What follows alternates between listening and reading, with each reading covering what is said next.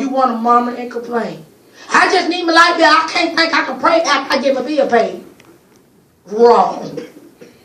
Because if you're expecting something from God, you understand that when I go into prayer, I'm expecting to get results. I'm expecting to get some instructions. I'm expecting to understand whatever that I need. He's going to give me some kind of directions to get what I need to get, and understand what people told me no, He's going to change their mind.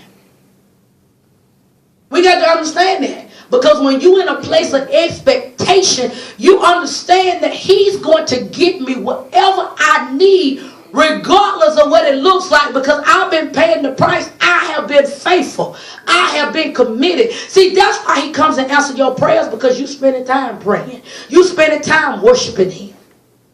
Y'all don't hear me. See, that's why He's moving on your behalf, because He's seen that you was already doing what you needed to do to get the blessing. So He's the kind of Father, I seen what you've been doing. So He ain't got no problem, Jackie, to come and get you what you got, whatever you need, because He's seen prior to this, you was already doing what you're supposed to be doing. You was already in your right posture. So that when this thing come upon you, your light get cut off, you ain't shaking. Because you understand, my daddy gonna take care of me. And if I gotta go to sleep and light the candle tonight, so be it. Because I understand I'm going to get myself in a rightful position to expect Him to talk to me, to show me what to do. Whether or not He's going to lead somebody to come to me, or whether or not I'm going to go to them, but He's going to put me in my rightful position. See, that's what expectation is. Because you got to understand, He's obligated to take care of you. If you're doing what you're supposed to be doing, He is obligated. Because God do not take covenant lightly. Covenant is a marriage. Covenant is a commitment. In other words, when God say, if I don't do what I'm saying I'm going to do for you, I will kill myself. That's what it says in the book of Genesis. He said He'll kill Himself if He don't answer your prayers. So that means if your prayers ain't been answered, it haven't been answered because you ain't doing something on your end. Because you think God going to kill Himself out of all these years just for you, me and you? He ain't going to do that.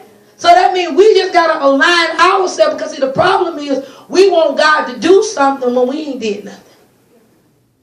Because if you're going to be in expectation, that means you got to do your part. I ain't never seen nobody just say, you just give me, and you don't never give them nothing back in return. See, the problem is we don't see God as in a relationship. See, we know of God, we go to church, but we don't have a relationship. Because when you got a relationship with Him, you understand when you don't talk to Him, it hurts His heart. When you do not obey Him, that hurts Him. In the natural. If my children don't do what I ask them to do, don't you know that hurt me? It bothers me. So what you think He feel about us when we don't do what we said we supposed to be doing? I love you, Lord. Everything that's within me, I love you. But then your actions don't show you love Him.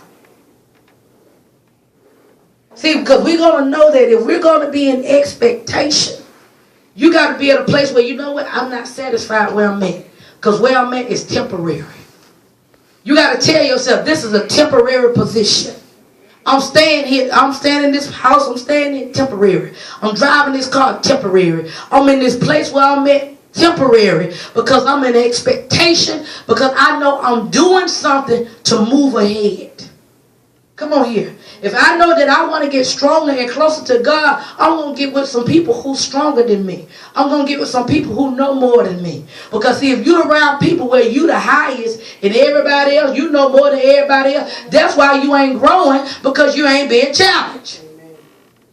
You looking like you got it all together because you ain't around nobody who gonna push you. But when you're around some folk who saying some stuff, you don't know what they talking about. When they talking about they fasting, they praying 2 and 3 hours, and you talking about I'm praying 15 minutes, you understand if I'm gonna be with them, I'm gonna have to come up.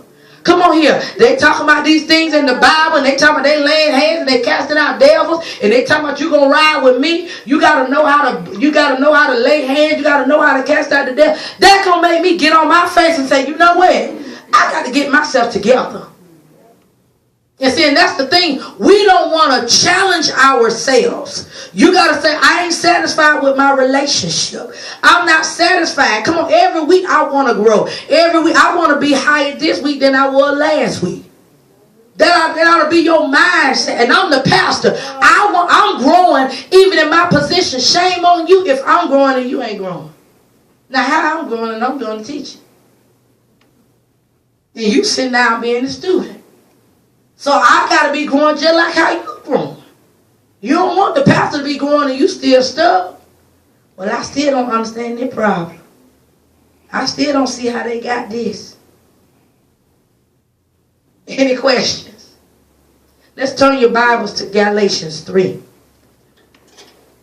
See, because if we're going to be in expectation,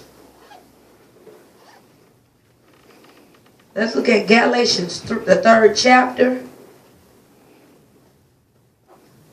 And let's look at the 13th verse. It says, Christ redeemed us from the curse of the law. So in other words, there was a law, and the law said anybody who hung on the tree is cursed.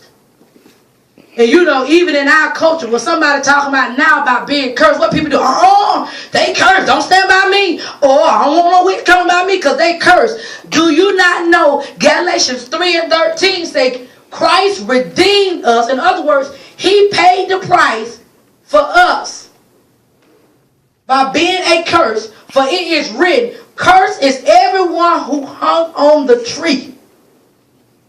So in other words, Christ became a curse for you. Whatever that you're dealing with, he came a curse for that situation.